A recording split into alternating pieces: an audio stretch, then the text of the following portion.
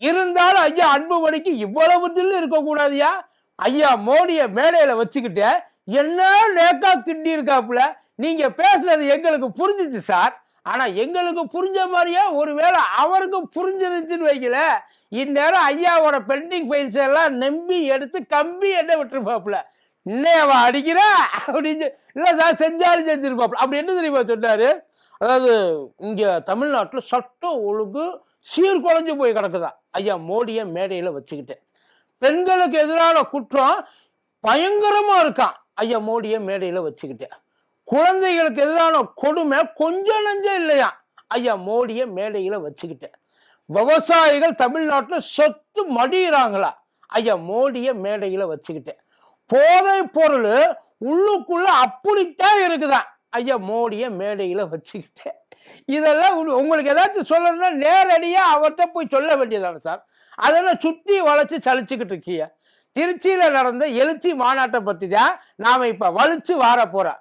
ஐயாவை வாரினது அன்புமணி ஐயா மட்டும் நினைக்காதீங்க, வரிசையா அத்தனை பேர் வந்து வாரினாங்க. பாத்துருவோமா?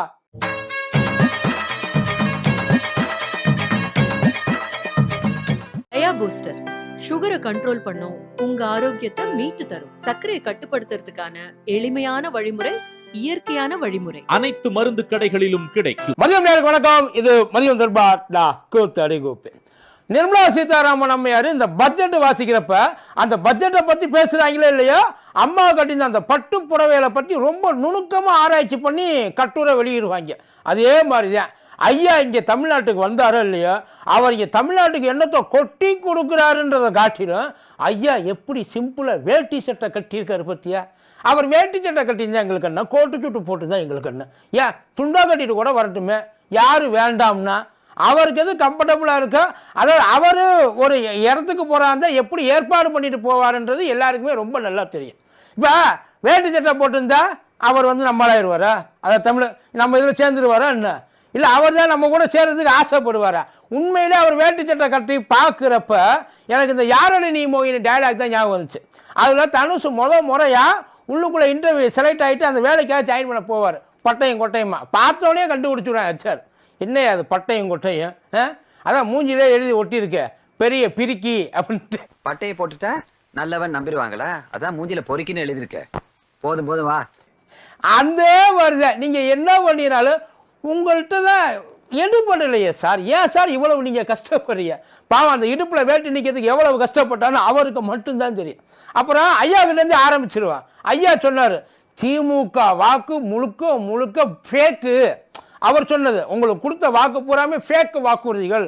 அந்த வாக்குறுதிகளை நீங்க நம்பாதீங்க. வாக்கை பத்தி நாம பேசுறதுக்கு நமக்கு நாக்கு கூச வேண்டாம், ரொம்ப எல்லாம் வேண்டாம். நான் மற்றவங்க மாதிரியெல்லாம் எதுவுமே சொல்ல மாட்டேன், சிம்பிளா சொல்றேன்.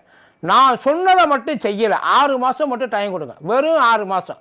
சொன்னதை மட்டும் செய்யலைன்னா என்னைய உயிரோடு எரிச்சிருங்க, நான் செத்துடுறேன், நான் இதுக்கு மேலே இங்கே இருக்க மாட்டேன், அந்த வாக்குறுதியை நான் உங்களுக்கு தாரேன் அப்படின்னு வந்து ஐயா சொன்னார். ஐயா தான் சொன்னார் சத்தியமா.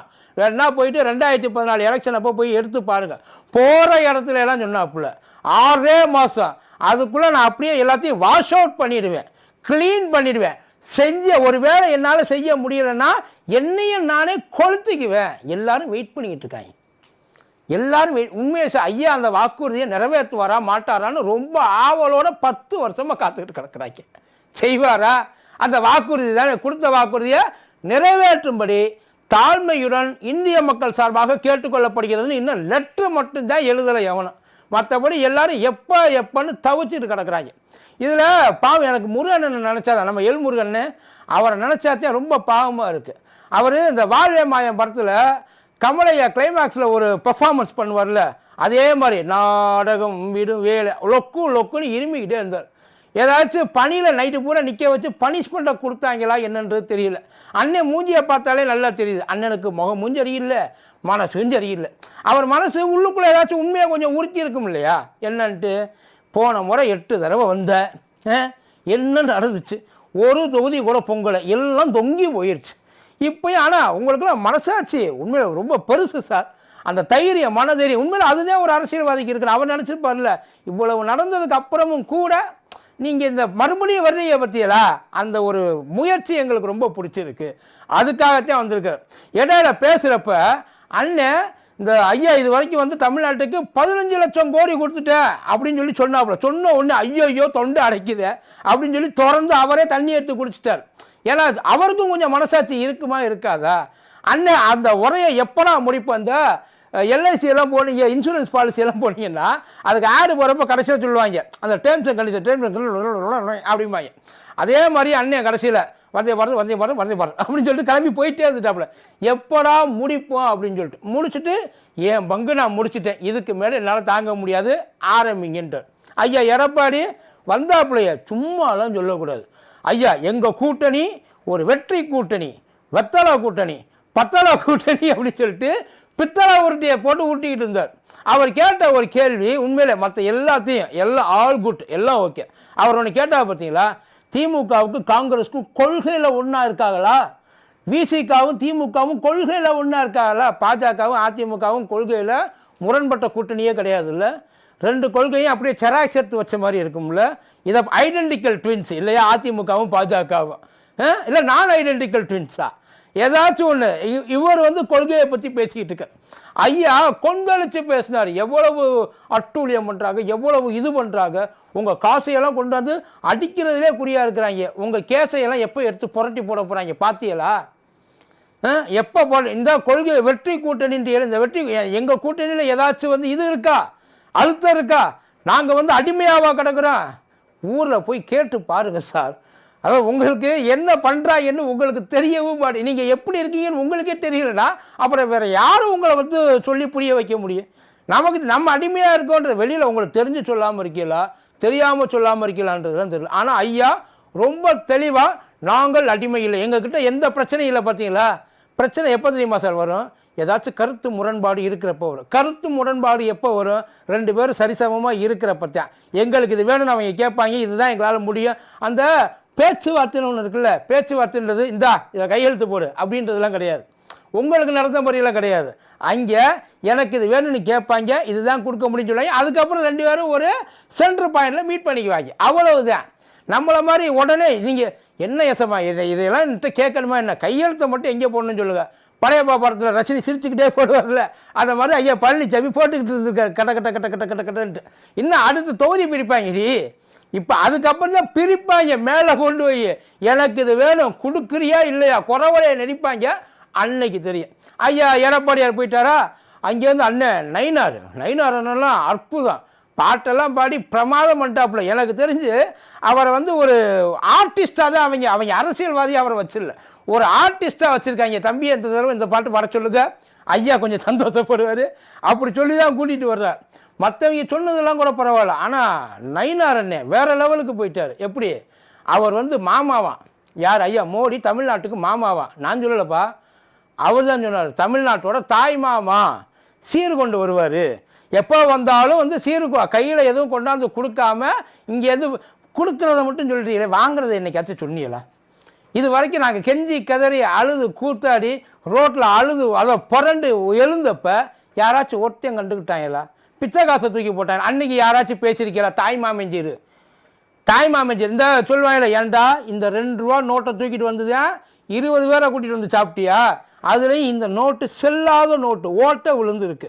இதை வச்சுட்டு வெக்கமே இல்லாமல் எப்படி நீங்களாம் விருந்துக்கு வர்றீங்க அப்படின்னு கேட்பாங்க. அதே மாதிரி தான் தாய் மாமஞ்சீர். ஐயா தாய் மாமஞ்சீர் எப்படி தெரியுமா? இந்த இங்கிலீஷ்காரன் படத்தில் இவர் வடிவேலு நமிதாவுக்கு தாய்மாமனாக இருப்பாப்புல, அதே கதி தான் தமிழ்நாட்டுக்கு தாய்மாமனா ஐயா மோடி இருக்கிறது. எண்ணத்தை கொண்டாந்து கொட்டுனார், அடிக்கலை நாட்டிட்டு மட்டும்தான் விட்டுட்டு போனார். அடிக்கலை நாட்டிட்டு அதை நோட்ஸ் எடுத்து வச்சுக்கவா, இந்த இடத்துல இந்த இடம் நாட்டிருக்கு, அதனால் எதுவும் செய்ய வேண்டாம். கல்லை மட்டும் வச்சுட்டு போகிறதுக்கு எதுக்கு அவ்வளோ கணக்கு காட்டிக்கிட்டு இருக்கிய? ஏற்கனவே தான் இது. அதான் உண்மையை சொல்லுங்கள். அதான் இது வரைக்கும் தமிழ்நாட்டுக்கு நீங்கள் தமிழ்நாட்டுக்காக செஞ்ச திட்டம் என்ன? உங்களுக்காக நீங்கள் நிறைய செஞ்சுருக்கீங்க. அதான் ரோடு போகிறது, ட்ரெயின் ட்ராக்கு போகிறது. ஏன்னா இங்கேருந்து தூக்கிட்டு போகணும்ல எல்லாத்தையும். அங்கே தூக்கிட்டு போய் அங்கே இருக்கிறவங்களுக்கு அங்கே அந்த குஜராத்து இவங்களுக்கு கொடுக்கணும்ல. இங்கே தமிழ்நாட்டுக்கு தமிழ்நாட்டு மக்களுக்குன்னு இது வரைக்கும் ஐயா என்ன செய்ய? போகிற இடத்துலலாம் தமிழை தூக்கி வச்சு பேசுகிறார். போகிற இடத்துலலாம் தமிழை அப்படியே பயங்கரமாக போட்டி பாடுறார்.